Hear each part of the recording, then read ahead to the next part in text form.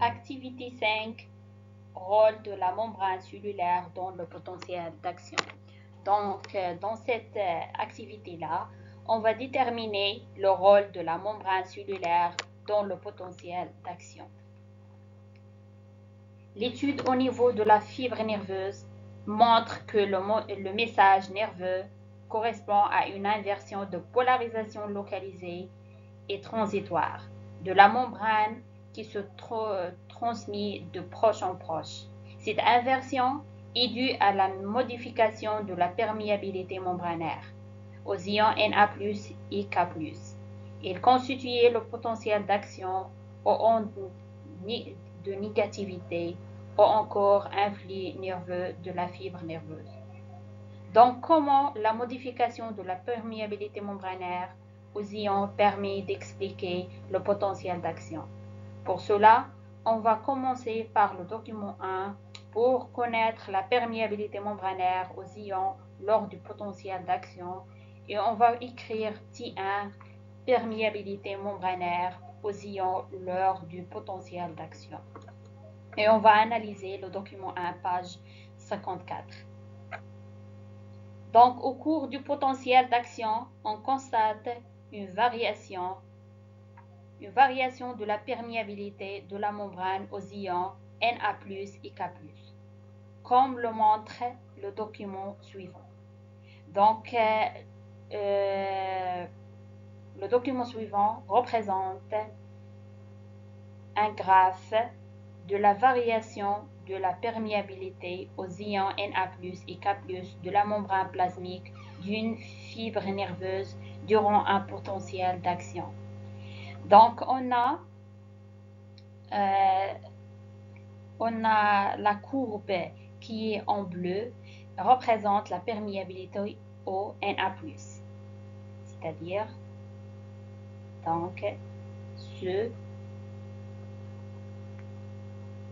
courbe-là. Donc, et la courbe qui est en rouge, elle représente la perméabilité au K+, et qui est en vert, représente le potentiel d'action.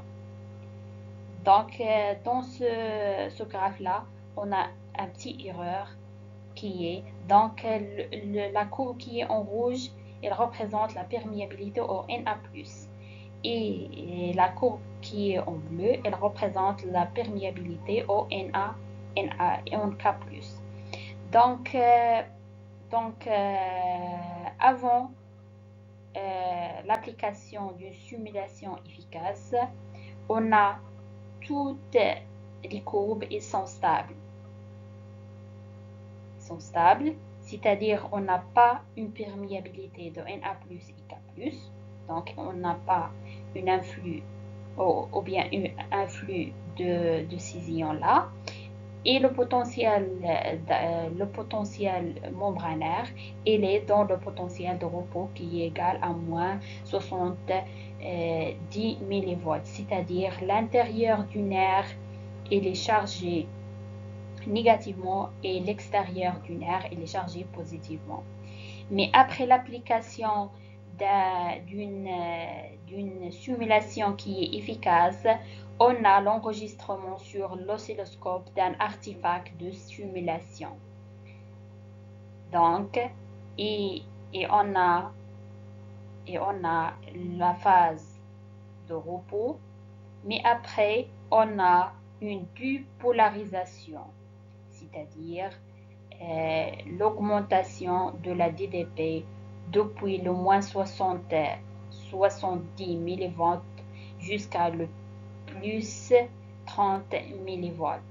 Cette augmentation ou bien cette dépolarisation, elle est suivie par une augmentation de la perméabilité de la membrane cytoplasmique du neurone ou bien de la fibre nerveuse au Na+, c'est-à-dire on a l'entrée de Na+, depuis l'extérieur vers l'intérieur de la fibre nerveuse et on a la dépolarisation, c'est-à-dire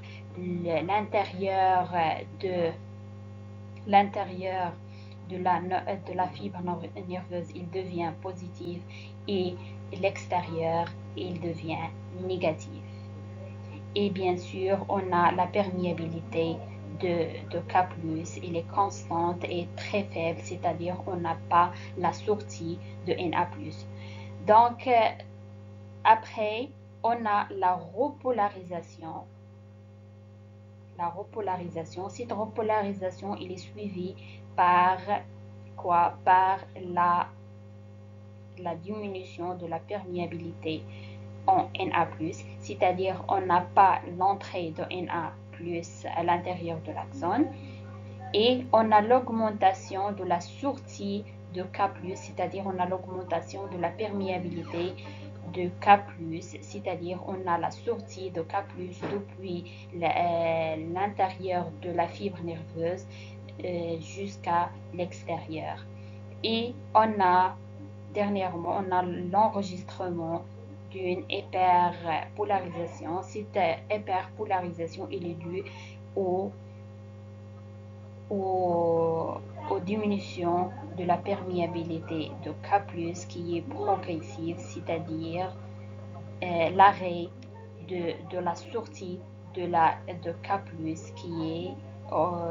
qui est faible.